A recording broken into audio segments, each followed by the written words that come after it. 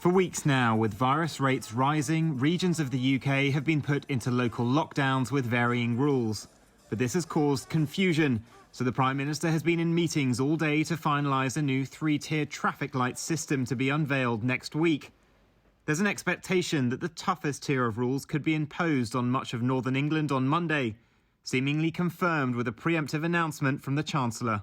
The rise in cases and hospital admissions in certain parts of the country is a concern. It's right that the government considers a range of options to address that and considers all the evidence, but it's also right that they engage with local leaders, and that's what is happening this afternoon and over the weekend. Businesses who spent millions of pounds trying to make themselves COVID safe, like bars and restaurants, are most at risk of closure again. With the furlough scheme coming to an end this month, the Chancellor has therefore devised a new plan to try to keep them afloat. Today I'm announcing an expansion of our job support scheme, specifically to protect those jobs of people who work in businesses that may be asked to close. If that happens, those workers will receive 2/3 of their wages for the time that they're unable to go to work. The government is hoping this will ensure people whose patients may be wearing thin adhere to whatever new restrictions are imposed on them. But regional leaders are increasingly unhappy with the government's approach. It is arguable that it could be too late in terms of, for 206 businesses that we've lost over the last 5 months here in Liverpool.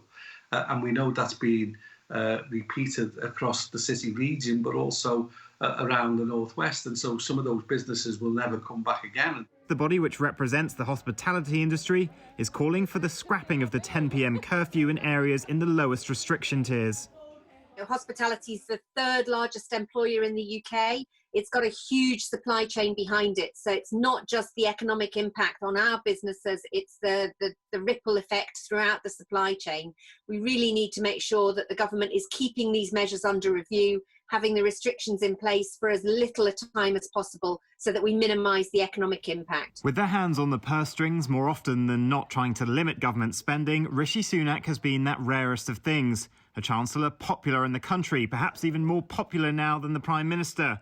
But with the need to start paying the bills for his bold schemes and a tough economic winter ahead, the Chancellor can't afford to be as generous any longer, even through lockdowns.